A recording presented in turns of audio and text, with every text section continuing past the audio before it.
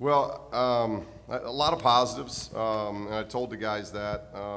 I do think we relaxed a little bit in the second half, and that's something we just got to continue to work on. But many more positives than negatives in the half. I thought we got Cody in the flow a little bit in the second half, as well as Mo, and Jalen did a great job of running things. 11 assists, 2 turnovers is what he's capable of doing, and I thought we did a good job on the guys we needed to do a good job on. 15. I don't know how much he's played. He's played very, very little. Their leading scorer tonight was a guy that wasn't even on our depth chart. So that's a positive because the guys that we prepared for, I thought we did a really good job. We wanted to get 12 and 3 off the three-point line, and we did a good job with that. And for the most part, I thought we kept the ball in front of us. Only 16 fouls against a team that really wants to drive the ball. So that's encouragement coming out of Vegas, where our fouls were up, and we had a lot of issues. I thought we corrected some things tonight.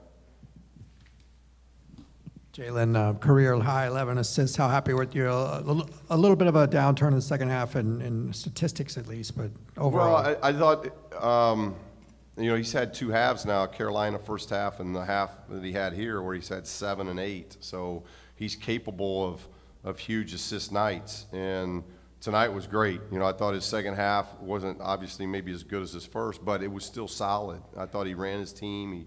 He ran the show. He did a lot of good things. I think he's concentrating more defensively. And I thought, if he makes his shots tonight like he normally does, you're looking at probably a double-double out of him. And, but how he moves the ball becomes contagious with the other guys, and I thought he did that really well tonight. Big picture for Chris Wilkes, Coach. Where is he right now? What's his ceiling this year, do you think? Well, he's our leading scorer, and I think, he's going to get help now as Cody gets into shape. Cody's still not there yet, but we did get 23 minutes out of Cody tonight. I think he's starting to do some more things, and I think that'll help because Mo's just continuing to develop and learn. But Chris is a handful, and I thought he did some really good things. He's really good in transition. He can post some. But he's just a really good shooter. And he's not shooting a 3-ball like he normally does or can. And it was good to see Prince come out tonight. I thought Prince had a really good game offensively, and I thought other than about a 5-minute stretch defensively in the second half, I thought he was really good at that end as well. Prince's shooting, how much of that do you think was the efficiency of the ball movement helping him? I think that helps everybody, man. I think, and we've tried to tell the guys that when the ball moves, it's not just going to be one guy it's going to affect. It's going to affect everybody. I thought we missed some easy layups in the first half in particular where we could have even made some more shots. So still got to work on concentration. That's still something we got to continue to work on. But I thought tonight the ball moved and we got much, much better shots than what we did Vegas or even the second half of Presbyterian game. So hopefully the guys continue to trust one another. And that's part of being a young team. But I really liked the first half. I thought we guarded in the first half the way we need to start games here in Pauley. Coach, can you talk a little bit about the decision to put Cody Riley in the starting lineup over Jay? Yeah, like I said, it was nothing about Jay. It was really about giving us some energy. Our starts have not been great. It wasn't one player.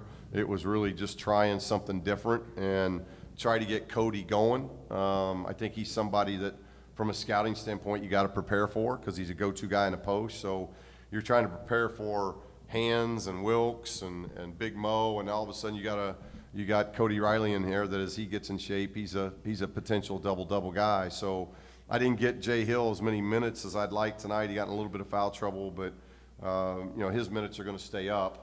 I just didn't get, because of the flow of this game, for whatever reason, I didn't get the minutes I'd normally get him. But wasn't anything Jay did as much as just trying to give Cody a chance.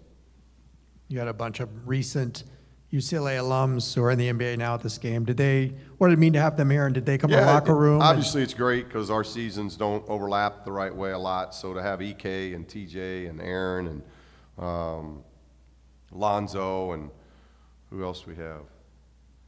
Is that it? So 3 Pacers and 1 Laker, I guess.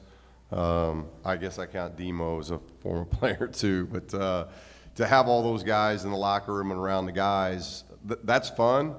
The odd part of it, there's not a lot of guys in our locker room that played with a lot of those guys. Lonzo and EK and TJ walk in, and I think we only had 2 guys in our locker room that played with them. So that's it's odd when they've only been out a couple of years, but that's a great game for tomorrow with the Lakers and Pacers, and it's great of them to come back when they get a chance to come back and share time with us. We obviously appreciate that. Do you feel like you're entering what might be your toughest stretch of the season with an undefeated LMU, Belmont? Well, we thought, as I said in yesterday's press conference, I really looked at this as, it was just going to be a stair-step of games of, really good competition moving forward. Starting tonight with Hawai'i, this is a team that had Utah down 20 on a neutral court and beat them double figures, and they played everyone, Seton Hall, Fresno, very, very well. So I thought we needed to come out in the first half and do what we did, and that's a credit to the guys. And now you're getting an LMU team that's undefeated, so high confidence, an LA-based school. So they're going to have a lot of energy coming in here on Sunday, and then you got a week to get ready for a Notre Dame team that's playing really well, and another week to get ready for a Belmont team who's outstanding and still undefeated. So we knew the stretch was going to be a key stretch for us, and it had to start with tonight. So we passed the first test. Now we got a big test on Sunday.